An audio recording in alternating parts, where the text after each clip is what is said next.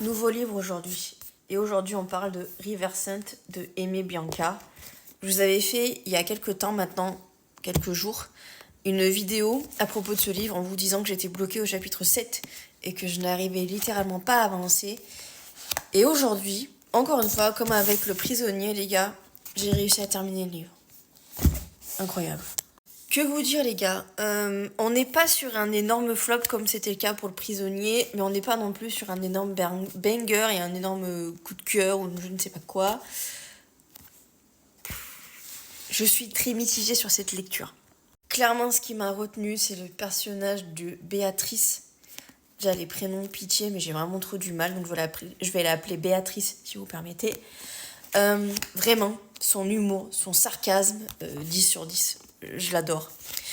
Truc qui m'a dérangé dans ma lecture, c'est le fait qu'elle vous voit Isakiel. Alors ça, les gars, j'ai pas compris. Elle finit par le tutoyer, mais alors pardon, mais moi j'ai vraiment du mal, je sais pas vous, mais moi quand quelqu'un vous voit dans un livre, surtout dans un contexte, dans une dark romance, et qu'en plus le vouvoiement dure, c'est pas genre pendant un chapitre parce qu'ils se connaissent pas et tout. Là on est sur un vouvoiement qui dure avant qu'il y ait un tutoiement. J'ai l'impression d'être éloignée de l'histoire, ça me dérange. En soi, on est vraiment sur des codes de dark romance, à savoir un homme qui est plutôt beau gosse, hyper charismatique, très dur, touche là, tu meurs. Voilà, on est vraiment sur une vraie dark romance. Le truc qui change un peu, c'est que la protagoniste, Béatrice, elle a du caractère, elle a un humour vraiment pépite. En plus de ça, elle est quand même sacrément badass.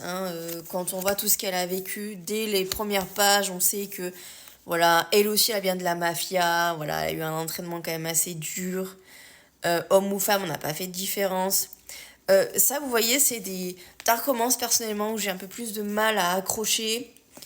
Puisque là, on est vraiment sur deux personnes qui viennent d'un milieu riche, vous voyez. Et moi, personnellement, ça me dérange. Moi, j'aime bien les vibes un peu à la Cendrillon, où le mec, il est limite blindé au max, parce que le mec, il est de la mafia. Et elle tombe un peu dans la mafia par hasard, parce qu'elle doit une dette, ou je ne sais quelle autre connerie du genre. J'accroche plus à ce genre d'univers-là, que quand les deux sont méga riches, parce qu'en fait, j'ai l'impression que... Moi, si vous voulez, pour m'accrocher au personnage, j'ai besoin...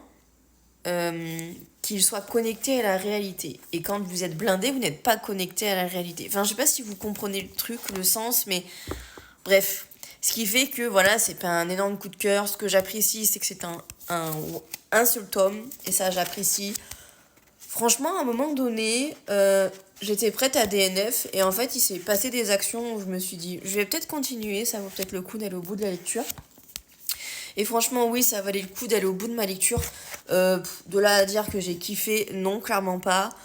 J'aime vraiment le fait que le smut prête pas non plus trop de place, parce que vraiment, dans les dark romances, très souvent, à partir du moment où il commence à avoir du smut, c'est bon, on est mort. Littéralement, on est mort, il se passe plus rien derrière. Là, j'ai vraiment aimé que l'histoire continue, qu'il n'y ait pas non plus 1 milliard de smut à travers les chapitres. Les petits surnoms qui se donnent, vraiment pépites, j'aime vraiment beaucoup. Mais clairement, c'est pas un coup de cœur pour moi. Enfin, quand je vois les revues sur ce livre et que tout le monde dit que c'est un banger, non, personnellement, je trouve pas que c'est un banger. Après, j'apprécie le fait que ça soit rentré en un seul tome et que l'histoire est vraiment cool. Vraiment, si vous cherchez une dark romance pour cet été, je vous conseille River Saint. Vous allez, je pense, aimer. Encore une fois, moi, j'ai des critères assez stricts en dark romance et je suis assez pointilleuse sur mes lectures. Est-ce que j'aurais kiffé personnellement le lire durant mon été ? Non, parce que je trouve personnellement pour moi que ça ne va pas assez vite. Vous voyez, j'aime quand ça va pas trop vite, mais j'aime pas non plus quand ça avance trop lentement et je trouve que l'histoire a du mal vraiment à démarrer. Voilà.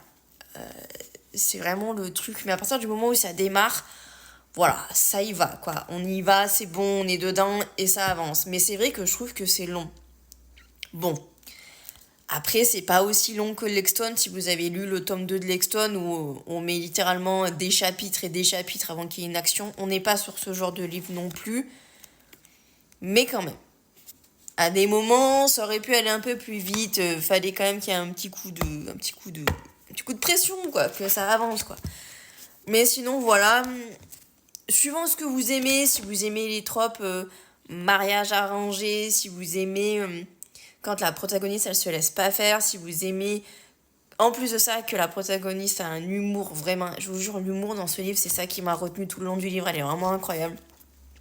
J'ai vraiment beaucoup aimé, et c'est assez rare que je le dise, mais j'ai vraiment beaucoup aimé la protagoniste, Béatrice. Vraiment, Béatrice, pour moi, elle est vraiment dans mon top, je pense honnêtement, en termes de caractère, en termes d'humour, je pense qu'elle est dans mon top 5. Et croyez-moi, c'est un sacré compliment. Lisez un extrait, je le dirai jamais assez, mais si jamais vous voulez essayer de le lire, essayez de lire un extrait sur la Kindle avant de passer le cap et d'acheter le livre, c'est mon meilleur conseil. Au moins pour vous faire déjà un premier avis. Parce que je pense très honnêtement que si j'avais lu un extrait sur la Kindle, je ne l'aurais pas acheté. Je serais peut-être passée à côté de quelque chose, bon pas non plus d'un truc foufou, vous voyez, mais voilà. Bisous.